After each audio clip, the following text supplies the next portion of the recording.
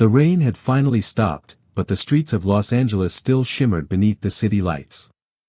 Cars rushed through the wet roads, strangers hurried toward warm homes, and life continued without slowing down for anyone. On a quiet corner, just a few blocks away from the noise, sat an old wooden easel holding 6 handmade paintings.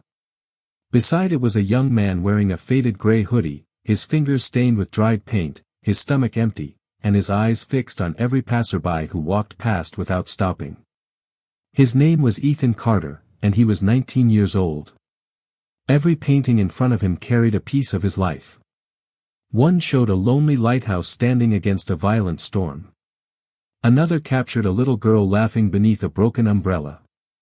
One portrayed an elderly man feeding pigeons in a forgotten park. They were more than paintings, they were memories, dreams, and emotions poured onto canvas.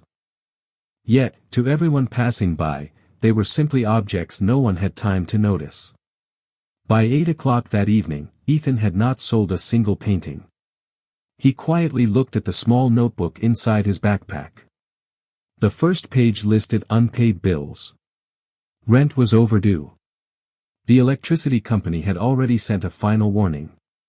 His mother needed medicine for her heart condition, and his 12-year-old sister Lily had been pretending not to notice that there was barely enough food left in the apartment. Ethan closed the notebook before the tears could fall. He whispered to himself, just one painting. I only need to sell one. Across the street, a black SUV slowed near a bookstore. A man wearing a dark cap, sunglasses, a black jacket, jeans, and worn leather boots stepped onto the sidewalk without attracting much attention. He had spent years avoiding crowds and cameras whenever possible, enjoying ordinary moments that fame rarely allowed. As he walked through the cool evening air, something made him stop. It wasn't the paintings. It was the expression on the young artist's face. There was disappointment there, but not defeat. The man crossed the street. Beautiful work, he said calmly. Ethan looked up, surprised that someone had finally stopped. Thank you, he replied with a polite smile. The stranger slowly examined every painting without saying another word. You painted all of these yourself?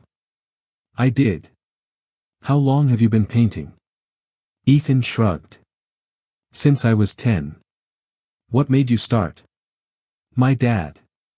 There was silence. He passed away when I was 13. Before he died, he told me something I never forgot. The stranger looked at him with genuine curiosity. What did he say? Ethan smiled sadly. He said, a painting isn't meant to impress people. It's meant to make them feel something. The stranger nodded slowly. Your father was a wise man.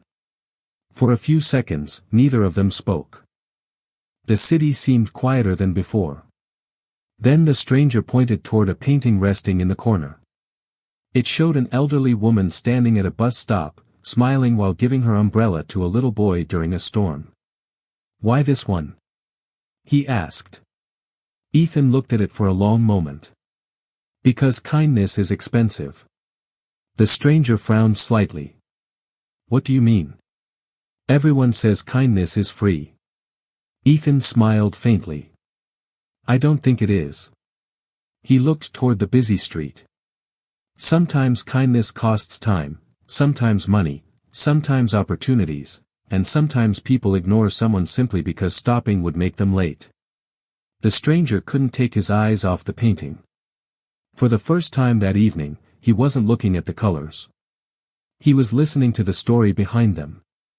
How much? Ethan asked carefully. The painting? No. The stranger smiled. How much does this one cost? Ethan hesitated. $30. The stranger looked genuinely surprised.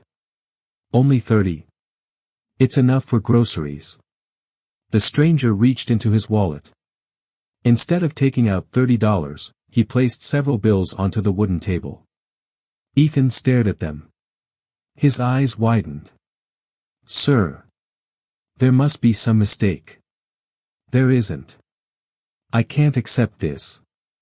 The stranger smiled gently. You're not accepting charity. He pointed toward the paintings. I'm paying what your work deserves. Ethan looked down at the money.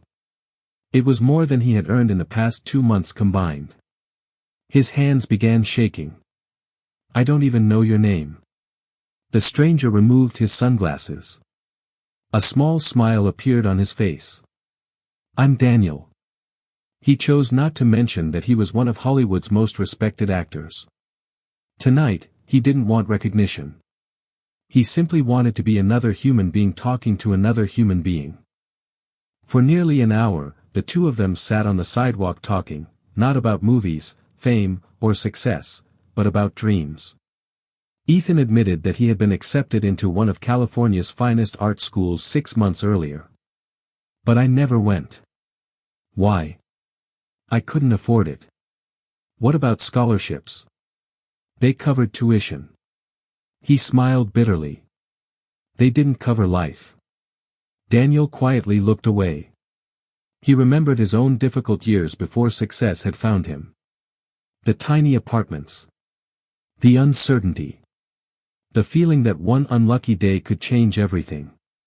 Before leaving, Daniel stood up and handed Ethan a simple business card. There's an address on the back. Ethan turned it over. It belonged to a small independent art gallery in downtown Los Angeles. Go there tomorrow morning. Ethan looked confused. Why? Just trust me. Daniel smiled. And bring your best painting. Before Ethan could ask another question, the stranger disappeared into the crowd.